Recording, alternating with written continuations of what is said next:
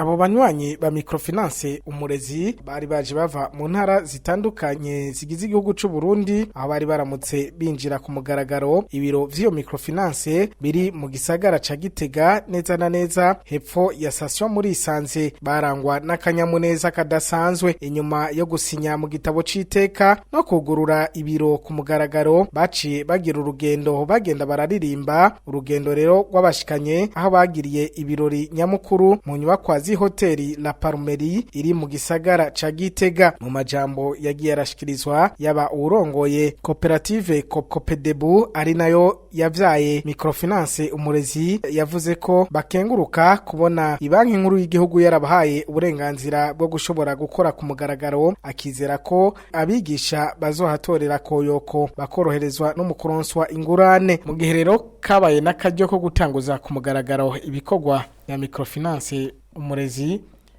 abo aserukira Copedebu yaboneyeho n'akaryo ko gushikiriza imigambi ine mikuru bafise. Iyo koperative twayaye imigambi ine mikuru hariyo mutima twabonye ko twoshobora kurangura kandi tukarangura n'akazi ka leta nyine dusanzwe tujejwe kamisi yose atanga manzi, kubera ko tuzobirangura hanini bizorangurwa n'abazoba bahaye akazi muri ibyo bisata bafitiye ubumenyi. Umugambi wa mbere ni agasanduku k'ubuziganya no kuguranana twataziriye umurezi w'microfinance, ariyo dutanguye kuva mu munsi mukuru w'ibikorwa kuvuzanya kwise santé mutualité, aho tuzoshiraho icyo bita hôpital umurezi. Muri icyo twenda dushaka umugambi wa mutualité umurezi, kuvuzanya aho twifuza ko umwigisha murezi kuri rya mituweli asanzwe akorerako, mituweli ikuyemo ivyo yafasha abigisha abarezi cyangwa abandi bakozi ba leta, uburyo bwose buzoba busigaye haba ku mituweli temera, iyindi miti yose azoba yakoresheje, izindi depanse zose azoba yakoresheje zizoce zirihwa na umurezi koperative y'Ipetrole Plus Copedebu.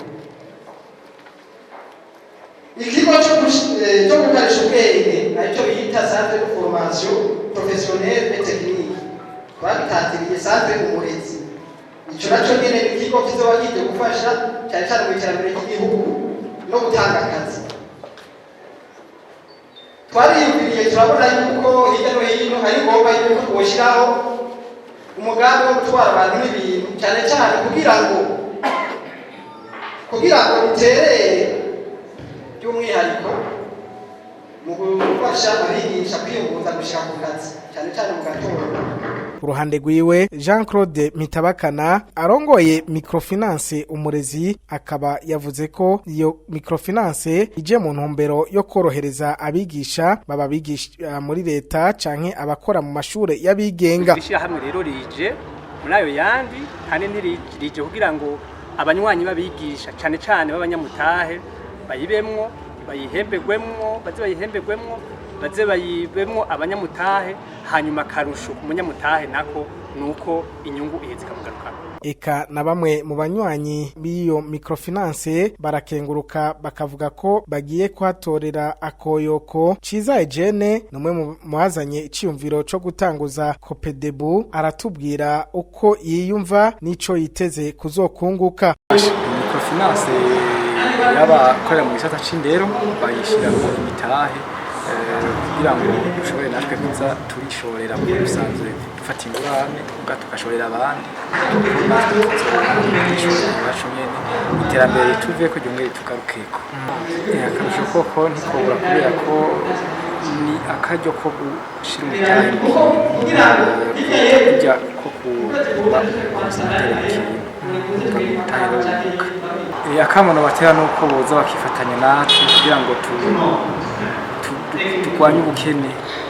Uburyo nyamukuru bwo kurwanya ubukene ni ukwinvestisa ugashira umutahe mu kintu. Eka na bamwe muri eka n'abandi bagenzi be bari baje bava nko mu ntara za Muramvya na Makamba nabone baragaragaje umunezero n'inyungu biteze. Jewe maze kumva iyi microfinance bariko barayiyumvira nanje naragiye hamwe n'abandi kugira nje hamwe n'abandi mu kurondera iterambere ko n'iterambere rigaruka kuri twebwe nyene twagiye muri microfinance. Akarusho nuko umutahe wanje nzoba narashize muri microfinance hako noja kubumwe nkawushira mu bandi tugateranya n'abandi turazongarukako inyungu izongarukako umutahe uzunguka. Abandi bamamano bahanura ko boza bakaja hamwe bose kuko bacumugani ukuboko kw'iyaga n'ikwimara ariko ugiye hamwe n'abandi uhungukira vyinshi. Nabo rero babwira yuko boza mu bandi bagashira hamwe n'abandi izo nyungu nabo kazironka.